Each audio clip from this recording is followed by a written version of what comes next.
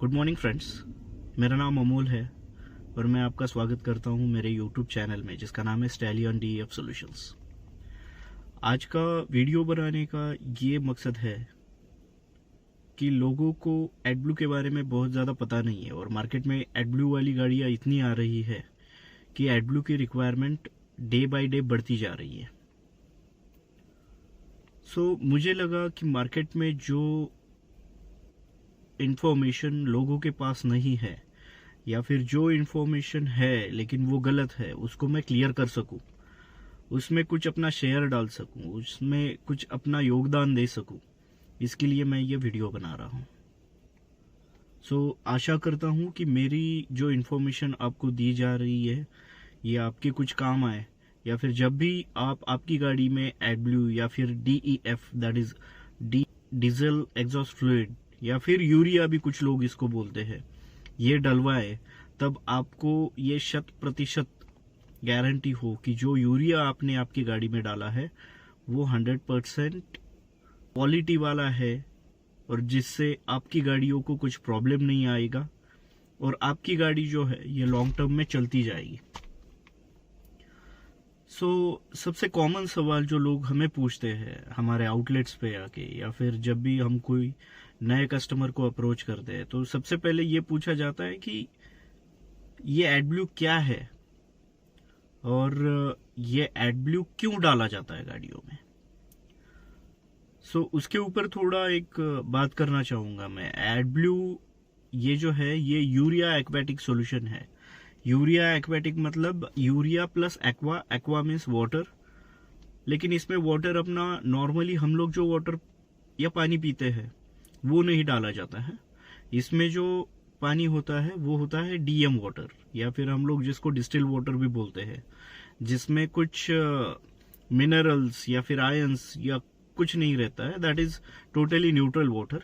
और दूसरा होता है most important part, that is urea. अब मेरे जानकारी के हिसाब से इंडिया में there are approximately 37 different companies या फिर मैन्युफैक्चरिंग यूनिट्स जो यूरिया बनाते हैं। जैसे कि महाराष्ट्र की अगर बात करूं तो महाराष्ट्र में एक फर्टिलाइजर कॉरपोरेशन है जिसका नाम है RCF, राष्ट्रीय केमिकल फर्टिलाइजर्स। ये यहाँ पे यूरिया या फिर दूसरे कुछ फर्टिलाइजर्स बनाता है। But as per standard, as per ISO 22241 जो यूरिया एडब्लू बनाने के लिए यूज किया जाना चाहिए, it should be of technical grade और you can say industrial grade. अब इंडस्ट्रियल ग्रेड या टेक्निकल ग्रेड ये चीज क्या है, यही क्यों? जब गाड़ी का इंजन आप स्टार्ट करते हो तो जैसे ही डीजल का इंजेक्शन इंजन में होना शुरू हो जाता है, as soon as you start your vehicle, diesel का इंजेक्शन शुरू हो गया, इसका मतलब एडब्लू का इंजेक्शन शुरू हो गया। डीजल का जब कंबशन आपके इंजन में होगा तो उस कंबशन से जो धुआं बाहर निकलेगा एग्जॉस्ट चैम्बर में या फिर आपकी साइलेंसर की तरफ जो धुआं आएगा उसके ऊपर ये यूरिया या फिर एडब्लू या फिर DEF ये स्प्रे किया जाता है। स्प्रे करने के बाद इसका इंटरनली कुछ केमिकल रिएक्शन होता है। अब ये केमिकल रिएक्शन क्या है? जो धुआं बाहर निकलता है वो होता है कार्बन डाइऑक्साइड या फिर कार्बन मोनोऑक्साइड, इसके जैसे हार्मफुल गैसेस। इस धुएं के ऊपर अगर आप यूरिया छिड़कते हो या फिर स्प्रे करते हो तो जो कार्बन डाइऑक्साइड है या फिर कार्बन मोनोऑक्साइड है उसका कन्वर्जन हो जाता है अमोनिया में और दूसरी चीज है पानी में। दैट इज अमोनिया का फॉर्मूला होता है NH3 और पानी का होता है H2O। जो कार्बन डाइऑक्साइड होता है वो होता है CO2, वैसे ही कार्बन मोनोऑक्साइड है। इनका जब केमिकल रिएक्शन होगा तो यूरिया का सबसे इंपॉर्टेंट कंटेंट होता है नाइट्रोजन और नाइट्रोजन जब कार्बन डाइऑक्साइड के टच में आएगा या फिर रिएक्ट करेगा उसके साथ, तब उसका कन्वर्जन ये करता है अमोनिया में और पानी में। होपफुली मैंने ये चीज़ क्लियर कर दी है। स्क्रीन पे एक इमेज दिख रही होगी जिसमें गाड़ी का डीजल इंजन है, और डीजल इंजन में इंजन का कंबशन होने के बाद एग्जॉस्ट जो है वो DPF की तरफ आता है, जो कि है डीजल पार्टिकुलेट फिल्टर। इससे जो एग्जॉस्ट पास होता है वो आगे जाता है, और वहीं पे जो डोजर है DEF टैंक का वो लगा हुआ है, वो DEF को स्प्रे करता रहेगा कंटिन्यूस, और स्प्रे किया हुआ जो कार्बन डाइऑक्साइड या फिर कार्बन मोनोऑक्साइड जो है वो SCR कैटलिस्ट में जाता है, जहां पे इसका पूरा रिएक्शन होता है। और रिएक्शन होने के बाद आगे एंड में अगर आप देखोगे तो नाइट्रोजन और पानी ये एनवायरनमेंट में चले जाते हैं। नाइट्रोजन अभी हार्मफुल है नहीं, नाइट्रोजन जो है वो हार्मफुल है नहीं, और पानी जो है कभी कभी आप देखते होंगे साइलेंसर से पानी ऐसे गिर रहा है। सो ये पूरी प्रक्रिया हो। अब जैसे ही इसका कन्वर्जन होता है, इसमें बहुत सारे व्हीकल के पार्ट्स इन्वॉल्व होते हैं जो कि इस पूरी प्रोसेस में काम करते हैं। राइट, स्टार्टिंग फ्रॉम आपका एडब्लू टैंक, जहां से आप एडब्लू गाड़ी में डालते हो, वहां से एक कनेक्शन आपका जो दिया हुआ है इस टैंक का, वो दिया जाता है SCR में, सिलेक्टिव कैटालिटिक रिडक्शन का जो यूनिट है, जो कि साइलेंसर को अटैच किया जाता है। वहां पे एक डोजर होता है, उस डोजर ही एक कनेक्शन का पार्ट है, और उस डोजर का ही काम है कि वो स्प्रे करता रहे। जब इंजन ऑन होता है या डीजल गाड़ी कंज्यूम कर रही है, उसके ऊपर ये स्प्रे किया जाता है। अब टेक्निकल ग्रेड यूरिया ही क्यों? तो जब ये डोजर आपका स्प्रे कर रहा है, अब मान लो आप यूरिया जो मार्केट्स में अवेलेबल है वो है, एक तो इंपोर्टेड यूरिया आता है, दूसरा आता है हम लोग जो fertiliser as a fertiliser use करते हैं मार्केट में, और थर्ड आता है GNFC का। GNFC is a standard urea which is being used to manufacture AdBlue in Indian market. So जैसे ही आप कोई दूसरा यूरिया डालते हो इंस्टेड ऑफ GNFC, सो ये यूरिया जो है इसकी ब्लेंडिंग कैपेसिटी उतनी नहीं होती जितनी GNFC यूरिया की है। फर्स्ट थिंग, ये जो यूरिया है इस डोजर में से पास जैसे होता है, इसकी फिल्ट्रेशन कैपेसिटी जो है, वैसी कैपेसिटी इंपोर्टेड यूरिया या फिर फर्टिलाइजर वाला जो यूरिया है, जो एग्रीकल्चर में, खेतीबाड़ी में हम लोग यूज करते हैं, उसकी फिल्ट्रेशन कैपेसिटी नहीं होती। रीजन बीइंग, जब भी आप कोई ये सेकेंड कॉपीड या फिर डुप्लीकेट यूरिया अगर आप गाड़ी में डलवाते हो, सो जो AdBlue टैंक में फिल्टर्स इंस्टॉल किए हुए हैं, ये फिल्टर उस यूरिया को उतने अच्छे से फिल्टर नहीं कर पाएंगे। इससे होगा क्या, डे बाय डे आपका जो फिल्टर का जो लेयर है, लेयर्स अलग अलग होते हैं ये फिल्ट्रेशन के, वो लेयर्स धीरे धीरे जैम होना शुरू हो जाएंगे, और एक दिन ऐसा आएगा कि फिल्ट्रेशन ये कंप्लीटली स्टॉप हो जाएगा।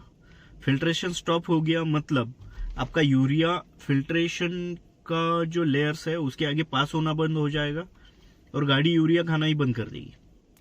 गाड़ी यूरिया खाना बंद कर देगी, इसका मतलब आगे जाके गाड़ी का पिकअप डाउन होगा, बिकॉज जो सेंसर है इस पूरे यूनिट में बिठाए गए, वो सेंसर्स आपके इंस्ट्रूमेंट क्लस्टर जो है, गाड़ी का मेन इंजन जो है, इसको एक वार्निंग देगा कि गाड़ी में यूरिया है ही नहीं, या फिर गाड़ी यूरिया नहीं खा रही है।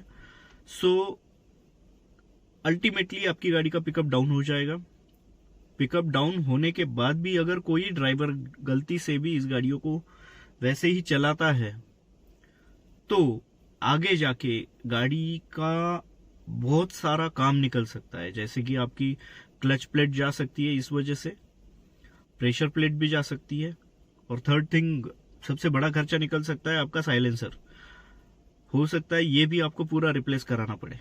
सो इसकी कॉस्ट जो है ये व्हीकल टू व्हीकल वैरी करती है। मान लो कोई टाटा का डंपर है, तो टाटा के डंपर की इस टोटल रिप्लेसमेंट की कॉस्ट जाती है somewhere around 3 to 4 lakh rupees. ये सब कुछ क्यों हुआ? गलत एडब्ल्यू गाड़ी में डाला गया इस वजह से। सो मैं आप लोगों को जस्ट यही बताना चाह रहा था कि गाड़ियों में जो यूरिया आप डाल रहे हो वो यूरिया क्वालिटेटिव होना चाहिए, क्वालिटेटिव, और जीएनएफसी यूरिया से ही ये बनाया गया है। अब हो सकता है कोई बंदा जीएनएफसी यूरिया ला रहा है, वो एडब्ल्यू उस यूरिया से बना रहा है, बट एडब्ल्यू बनाने की एक टेक्निकल वे है, कुछ व्हाट आई कैन से, एक टेक्निक है जिससे एडब्ल्यू बनाया जाता है, जिसको बोला जाता है ब्लेंडिंग। तो आप लोगों को पता चला कि गाड़ियों में जो यूरिया डाला जाता है ये क्या क्या किस प्रकार का होता है।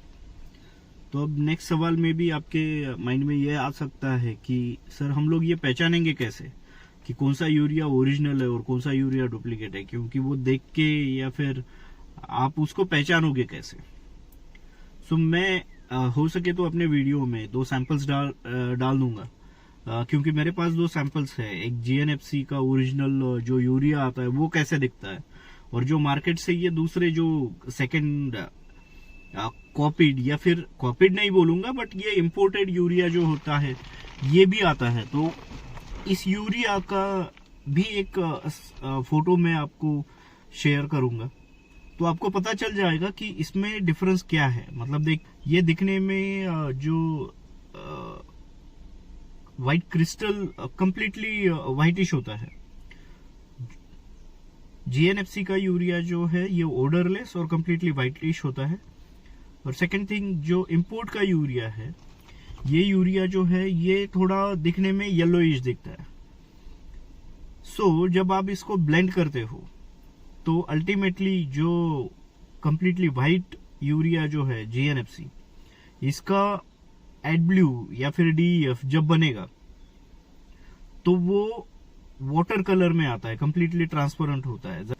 और जो इंपोर्टेड यूरिया जो आता है, इसका अगर आप मटेरियल बनाते हो तो ये पता कैसे चलेगा आपको? तो इस लिक्विड का अगर आप सैंपल लोगे तो ये थोड़ा सा कंपैरेटिवली येलोइश दिखेगा, पीला दिखेगा, थोड़ा हल्का सा पीला।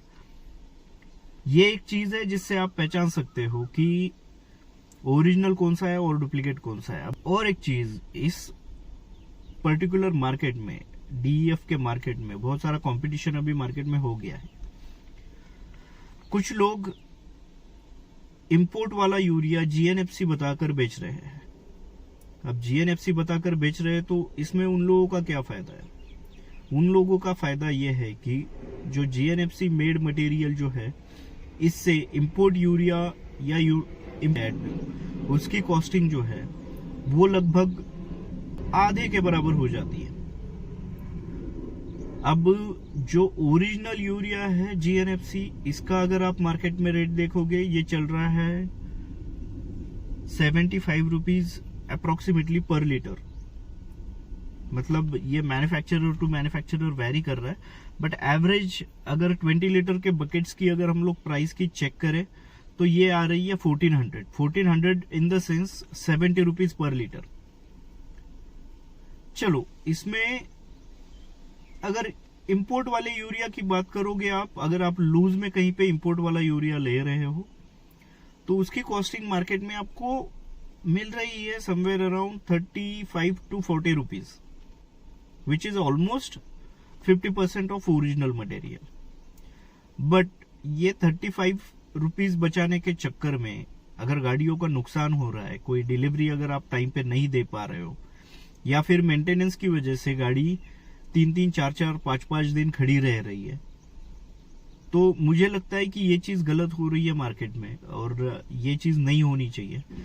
यही एक मोटो था जिसकी वजह से मैंने सोचा कि आज ये एक इंफॉर्मेटिव वीडियो आप लोगों के साथ शेयर किया जाए, सो दैट आप लोग भी कुछ जानकारी रख सको कि जब भी आप आपकी गाड़ियों में यूरिया डालने जा रहे हो, या फिर डीजल एग्जॉस्ट फ्लूइड डालने जा रहे हो, या फिर एडब्ल्यू डालने जा रहे हो, तो आपको किन चीजों की इंफॉर्मेशन होनी चाहिए।